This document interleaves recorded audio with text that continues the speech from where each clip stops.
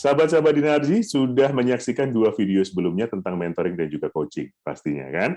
Kalau belum, silakan tonton dulu agar Anda juga bisa relate dengan topik yang kali ini akan dibahas, masih tentang mentoring dan coaching. Kita sudah tahu apa itu masing-masing, sudah tahu juga kapan harus digunakan. Nah, sekarang Anda sebagai leader yang juga harus berganti topi antara sebagai mentor dan juga sebagai coach, ternyata harus memiliki mindset tertentu agar mentoring dan coaching-nya berjalan dengan efektif. Mindset seperti apa? Kita tanyakan pada Vera Marika, konsultan di Narji Indonesia. Bu Vera. Halo. Mari kita bahas, Bu Vera, soal mentoring dan coaching, ya kan? Apanya sudah, kapannya sudah. Nah, mindset-nya yang harus dimiliki oleh si leader agar bisa sebagai mentor dan coach ini seperti apa? Nah, ini penting ya. Nanti kalau mindset-nya aja udah salah, nanti behavior kita sebagai mentor atau sebagai coaching itu juga sebagai coach itu juga nggak tepat. Yes. Jadi kita mesti punya mindset yang tepat. Gitu. Ya, setuju banget. Nah, mindset seperti apa sih yang harus dimiliki coach and mentor? Ya. Sebetulnya agak mirip. Ya, agak mirip karena memang ini merupakan development, balik lagi kan tujuannya. Ya. Jadi mungkin kita lihat satu-satu ya. Kalau sebagai mentor, ya otomatis kita itu harus terbuka, ya. Jadi kalau misalnya si coach-nya, si mentinya bilang, kalau bagian itu saya udah tahu Bu, saya pengen tahu bagian ini, kita terbuka gitu, ya. Oh oke. Ya. Atau kalau saya mau nanya Bu, bagi tadi yang Ibu bilang gini itu maksudnya gini. Jadi kita terbuka, ya, terbuka. Atau dia komen, tapi Bu saya pernah ngalamin nggak begitu, gitu, ya, gitu. Kita bisa open, gitu ya, terbuka, open mind. Nggak harus ya. Terus yang apa sih dibilangin kok ngeyel, gini ya gini. Ya gitu, kita harus open, gitu ya, open mind juga, karena mereka juga mungkin punya input. Betul. Ya. Nah, yang berikutnya juga harus jujur. Maksudnya jujur? Ya, sebagai mentor itu harus jujur. Jadi kalau memang kita gagal pun, jadi mistake, kesalahan yang kita lakukan pun, itu bisa menjadi bahan pelajaran. Oh, oke. Ya, jadi bilang aja terus terang, oh saya pernah tuh begini, tapi itu salah. Karena ternyata dengan melakukan itu tuh hasilnya menjadi begini. Ya, nah itu jujur. Ya, atau kalau misalnya misalnya kita sharing sesuatu, terus misalnya si mentinya tanya misalnya, Bu, kalau misalnya dulu Ibu melakukan ini tuh ini gimana? Nah itu juga kalau misalnya, oh iya ya saya nggak kepikir, itu juga ya be honest. Oh iya kamu benar juga ya, saya itu nggak kepikir gitu. It's fine, gitu. Ya, memang kita punya experience ya, we are the expert, tapi not necessarily kita tahu semuanya. Atau kalau misalnya dia nanya sesuatu yang kita nggak punya jawabannya, juga jujur aja. Wah, kalau itu saya kok belum tahu jawabannya apa ya? Saya pikirin dulu deh, atau saya pikir-pikir dulu deh, apa ya kira-kira gitu. Ya, boleh. Jadi jujur aja. Jadi nggak sok tahu sebagai mentor. Gitu, ya. Jadi harus jujur. Gitu, ya, genuine ya, maksudnya jujur genuine gitu. Lalu nah yang penting juga itu harus positif. Ya, positif vibe-nya itu harus kita jagain. Karena apa? Karena kita itu kan harus memotivasi sebagai mentor, kita kan harus memotivasi dia. Ayo coba, masa kamu nggak bisa, gitu ya? Jadi harus positif dong, gitu ya. Jadi jangan negatif, jangan ya mungkin susah sih. Ya saya tahu mungkin susah ya, saya nggak tahu kamu bisa apa enggak. Jangan jadi itu negatif gitu ya.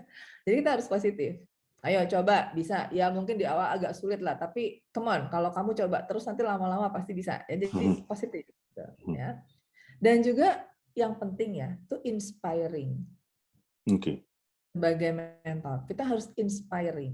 Makanya kita sharing dulu tuh begini, saya pernah melakukan begini, bahkan kesalahan pun juga saya ceritain, ya my mistake gitu saya ceritain, itu bisa menjadi inspire buat si nanti, ya karena mereka benar-benar belajar gitu, nggak cuma dari keberhasilan tapi juga dari kegagalan saya, ya inspiring. Nah tentu saja harus berempati terhadap si mentee tadi yang seperti kita bilang minggu lalu itu yang kita harus listening juga, Ya, ya. kan?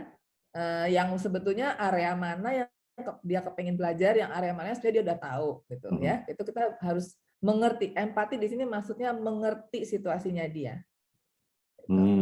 Ya, dan respect. Ya, jadi respect. Kalau misalnya, Bu, kalau bagian itu saya udah ngerti, Bu, udah sering saya lakukan. Yang saya bingung tuh yang bagian ini. Ya kita respect. Oh, oke, gitu ya. Gitu. Itu nggak apa-apa.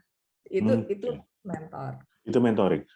Sebelum ke coaching, Bu, ada satu hal yang kadang-kadang bikin gemes ketika kita menjadi mentor adalah karena berkaitan dengan expertise ya, ketika si mentinya akan melakukan sesuatu hal spesifik dari hal yang kita mentoring, kemudian nggak sebagus yang kita harapkan. Itu kan gemes ya, ada rasa pengen, aku aja deh yang ngerjain, gitu. Itu sebaiknya, nggak bisa gitu ya. Gitu aja nggak bisa gitu. Sebaiknya seperti apa? Apakah memang biarkan saja kesalahan terjadi, biarkan saja hasilnya tidak sesempurna yang kita bikin dan berikan kesempatan, atau kita harus tetap involve di situ? Ya, jadi tadi kan ada kata-kata respect ya, ya kan, dan juga open mind. Jadi ini balik lagi, mentoring dan coaching ini tujuannya adalah development, bukan performance. Kita nggak bicara performance. Oh, oke. Ya, iya kan? Ini bukan performance, ini development. Ini ada learning, bagian di mana si anak ini mau kita ajarin, gitu kan? Kalau mau kita kembangkan. Nah, kalau orang belajar itu ya otomatis kita yang ngajar itu harus sabar.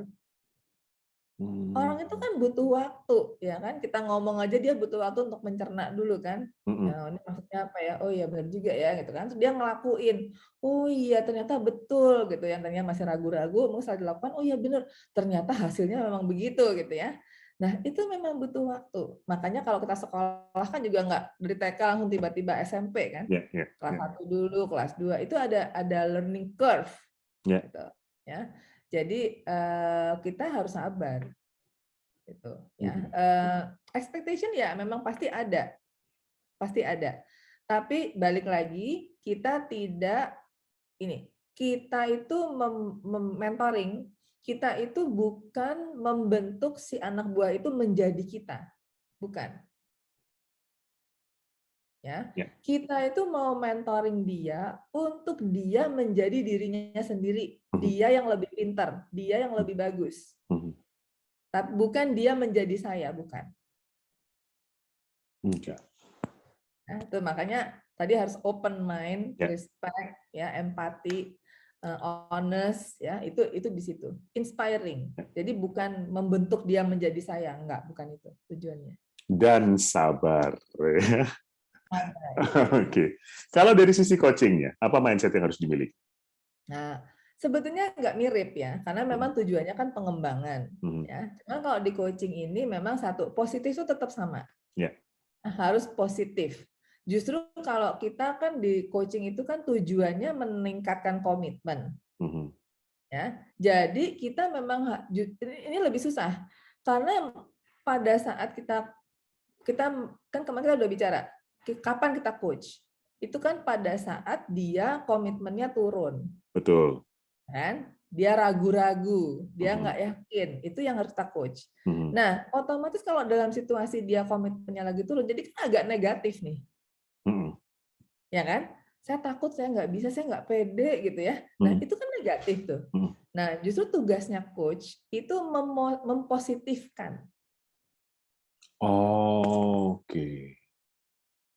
Ya, justru tugasnya si coach ini gimana caranya dia mempositifkan ini dari yang tadi si coaching-nya negatif menjadi positif, menjadi oh ya saya yakin saya bisa, oke deh saya coba lagi. Nah itu gimana tuh menarik seperti itu, ya. Kalau kitanya aja nggak positif, gimana kita bisa menarik dia menjadi positif? Ya? Jadi kita harus positif, kita harus positif di sini artinya adalah kita harus percaya bahwa dia bisa. Oke. Ya. Jadi sama-sama positif. Cuman kalau yang mentor tadi kan positifnya itu kan untuk lebih motivating gitu kan ya, meyakinkan, menginspiring. Kalau di sini itu kita positif dalam arti kata kita punya keyakinan bahwa dia bisa. Come on, saya yakin kamu bisa. Jadi positif itu di situ untuk membuat dia berubah dari negatif menjadi positif. Ya, dari satu itu. Yang kedua, tentu saja harus building trust. Ya kan? Kalau coachnya nggak punya trust sama coachnya, ya susah gimana mau menggali, ya kan? Gimana mau dia mengeluarkan keraguan-raguannya dia kalau dia nggak trust, ya?